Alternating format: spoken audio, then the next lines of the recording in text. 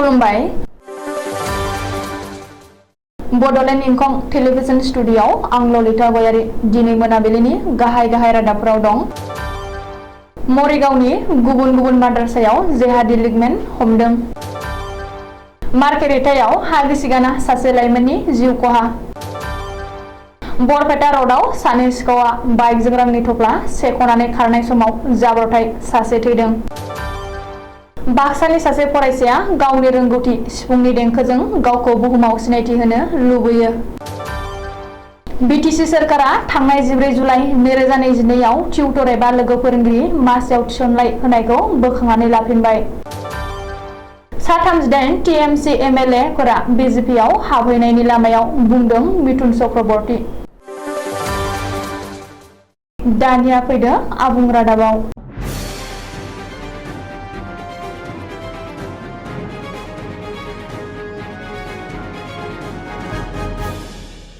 माद्रासाफोराव जेहादीनि जे रायजोनि गुबुन माद्रासायाव उदखारिनि जेहादी मयराबारियाव माद्रासानिफ्राय जेहादीनि सासे लिगमेनखौ हमनायनि उनाव गुबुन माद्रासानिफ्राय आरोबाव 7 लिगमेनखौ हमनो हाबावदों। मिथिनो हानाय बादिब्ला मरिगाव जिल्लानि मयराबारिनि सर'सला गार्लस माद्रासानिफ्राय आरोबाव 7 जेहादी लिगमेनफोरखौ हमनो हादों। मख'नो गोनांदि बेनि सिगां दिनै फुङाव मयराबारि माद्रासानिफ्राय मुफिद मुस्ताफा मुंनि जेहादी लिगमेनखौ हमदोंमोन।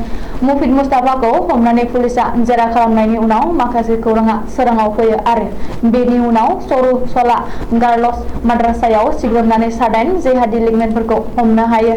ओरैहाय मुफिद मुस्ताफाखौ हमनायनि उनाव मयराबारिनि जमिउल उदा माद्रासाखौ सिल खालामनाय जायो।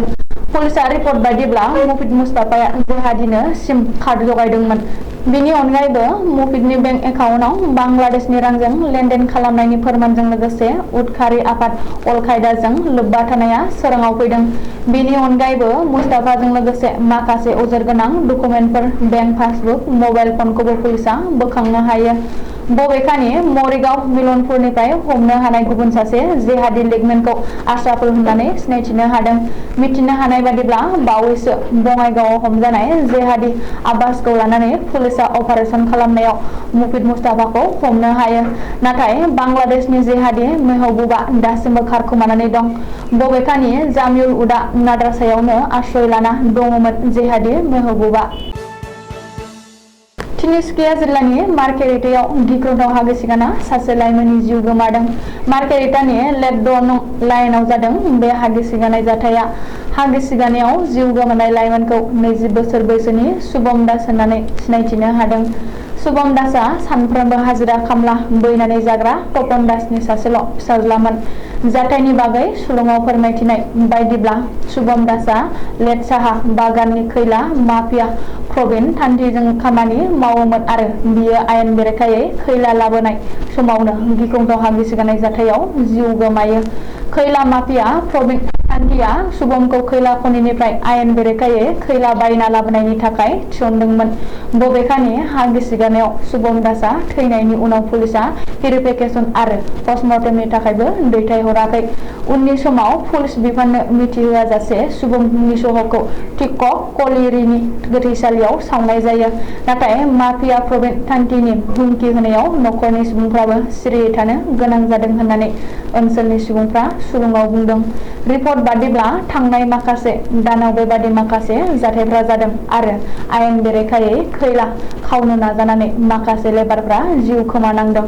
बबेखानि फरायसालि नागारनाय माखासे लाइमोनफ्रा आलादा रां खामायनायनि थागिदैयाव शुभम बादि आयेन बेरेखा खैला खावनाय खामानिफोरखौ मावगासिनो दं होननानैबो मार्केरिटा कलेजनि सासे फोरोंगिरिया बुंदों। सासे आइजोनिफ्राय 50,000 रां सेख'ना लाना थांनायावनो लामायाव एक्सिडेन्ट जानानै इरानी ग्रुपनि सासे सिखावा थैदों।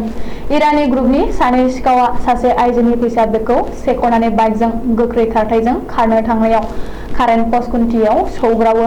बे जाथायाव इरानी ग्रुपनि सासे सिखावा जायगायावनो थैयो। थैनाय इरानी ग्रुपनि सिखावनि मुंखौ आमिर गवाला होननानै मिथिनो मोननाय जादों। बिनि न'आ बिहारनि किशानगंज होननानै मिथिनो मोननाय जादों। बाइकआव थानाय गुबुन सासे सिखावा इरानी ग्रुपनि रहित सिंह गोब्राब जोखोम जायो। जोखोम जानाय सिखावखौ खैफोदनि समाव हाखु दाखुयै बरपेटा रड देहा फाहामसालियाव लांदोंमोनब्लाबो गोजौ फाहामथायनि थाखाय डाक्टरा बरपेटा मेडिकेल कलेजाव लांनो बिथोन होयो। मख'नो गोनांदि सिमलागुरि कलबारि गामिनि सानै आइजोआ सेल्फ हेल्प ग्रुपनि 50,000 रां बरपेटा रड बेंक अफ इन्डियानिफ्राय दिहुननानै इ-रिक्साजों कलबारि गावसोरनि न'सिम थांफिनबाय थानाय समाव इरानि ग्रुपनि सानै सिखावआ लामा गेजेराव इ-रिक्साखौ लाखिनो होनानै आइजोनिफ्राय फैसा बेगखौ सेख'नानै AH01EJ9881 नम्बरनि बाइकजों गोख्रै खारनो नाजादोंमोनब्लाबो ससे लामायाव थांनानै सिमलागुरि लामानि कारेन्ट गंसे पस्ट खुन्थियाव सौग्रावहैयो। जाथायाव इरानि ग्रुपनि सासे सिखावआ जायगायावनो थैयो। सोमोनांथाव बाथ्राया बेनोदि सानै आइजोआ बेंकनिफ्राय दिहुननाय 50,000 रांखौ रुमालजों बोननानै गावजों लोगोआव लाफादोंमोन। इरानि ग्रुपनि सानै सिखावआ बेगाव रां दं सन्देह खालामनानै बेगखौ सेख'दोंमोनब्लाबो बेगाव रां गैयामोन। आसामाव टेलेन्टनि फारसे उन जानानै थायाखै हिन्जाव माहारिखौबो लोरबां सानजाया। गावनि रोंगौथिजों सोराङाव फैदों बाक्सानि सासे फरायसाया। बाक्सा जिल्लानि बिफा पुमितर दास आरो बिमा हिमार्सि दासनि सासेल' फिसाजो हियामिस्ता दासआ सिफुंनि देंखोजों बुहुमखौ देरहासारहोनो लुबैयो। जाला बिबि किसान कलेजनि सेथि सेमिस्टाराव फरायबाय थानाय सासे फरायसुलिया सिगांनिफ्रायनो न'आवनो सिफुं सुनो सोलोंबाय थायोमोन। गोसोआव साहस लानानै आखायाव सिफुं लानानै दावगालांदों जेरैथिंबो। गंसेनि उनाव गुबुन गंसे जौस्राङाव सिफुंनि देंखोजों नों आं बयनिबो नायगिरिफोरनि गोसोखौ मुहिनि होदों। जोबोद गोरिब नखरनि बे फरायसुलिया दिनैसिम गुबुन गुबुन स्केलनि सिफुंबो बानायनानै लानो हायाखै आरो बिमा बिफायाबो दिन हाजिरासो मावनानै नखर सालायो। गोसोआव सिफुंनि सुनानै आवगायलांनायनि गोबां सिमां दं हियामिस्ताया, नाथाय नखरा गैयिलाय जाहोनाव गोसोनि साननाय एबा लुबैनायखौ सुफुंनो एबा थांखिखौ होसोनायाव जेंनाजों सोलिनो गोनां जादों। बेनिखायनो फरायसुलिया सोरखारनिफ्राय माबा मोनसे अनसुंथाइ मोननायमोनब्ला मोजां जागौमोन होननानै खावलायदों। सा 332 टिउटर एबा लोगो फोरोंगिरि मासियाव साख्रि मोननाय फोरोंगिरिफोरनि थाखाय गाज्रि खौरां। थांनाय 14 जुलाइखालि बिटिसि सोरखारनि सोलोंथाइ बिफाना बाक्सा जिल्लायाव गासै सा 332 फोरोंगिरिफोरखौ टिउटर एबा लोगो फोरोंगिरिनि मासियाव थिसननाय होदोंमोन। नाथाय दा हरखाबै बे थिसननाय बिलाइखौ जेबो खामानियाव उदायनाय नङा होननानै बोखांनानै लाफिनबाय। बुधबारखालि बिटिसि सोरखारनि सोलोंथाइ बिथोनगिरिनि मावख' बिथोनलाइ नं DF बिटिसि एपइन्टमेन्ट 341/2016 पार्ट 743 अक्ट' 27 जुलाइ 2022 नि जोहै सिगांनि थिसननाय गथायलाइखौ केन्सेल खालामदों एबा बोखांनानै लाफिनबाय। मख'नो गोनांदि बै समनि बोखावजायै नलबारि जिल्ला आथिखाल बिटिसिनि बाक्सा जिल्लायाव 1999 मायथाइयाव गासै सा 332 इलेगेलै गुदि आरो गेजेर फरायसालियाव एपइन्टमेन्ट होनाय जादोंमोन। बेखौ नोजोर बोनानै बिटिसि सोरखारनि सोलोंथाइ बिफाना थांनाय 14 जुलाइ खालि टिउटर एबा लोगो फोरोंगिरि महरै थिसननाय होदोंमोन। ममता बेनार्जीजों दैदेनजानाय सोनाब बंग'नि टिएमसि दोलोनि गासै सा 38 एमएलएफ्रा दाबावैनो बिजेपि दोलोआव हाबहैनो हागौ होननानै बलिउडनि फावखुंगुर आथिखालाव सोनाब बंग बिजेपि दोलोनि दैदेनगिरि मिथुन चक्रबर्तीआ खौरांगिरिनि सिगाङाव बुंदों। बे बिथिङाव सोनाब बंग'नि टिएमसि दोलोआ मिथुन चक्रबर्तीनि बुंनाया नंखाय आरो बियो रायजो राजाखौ थगायदों होननानै बुंफिनदों। नाथाय मिथुन चक्रबर्तीआ बुंबावदों दि गासै सा 21 टिएमसि एमएलएफ्रा गावजों मोजाङैनो जगाजग खालामगासिनो आरो गुबुन माखासेयाबो बिजेपिआव फैनायनि लामायाव दं। गमामायैनो बावैसो सिगाङाव जालांनाय महाराष्ट्रनि राजखान्थिखौ गोसोखाङोब्ला बेफोर जानोबो हागौ आरो जायाखौबो बुंजाया। दिनै मोनाबिलिनि रादाबा एसेनोसै। गोजोन्थों।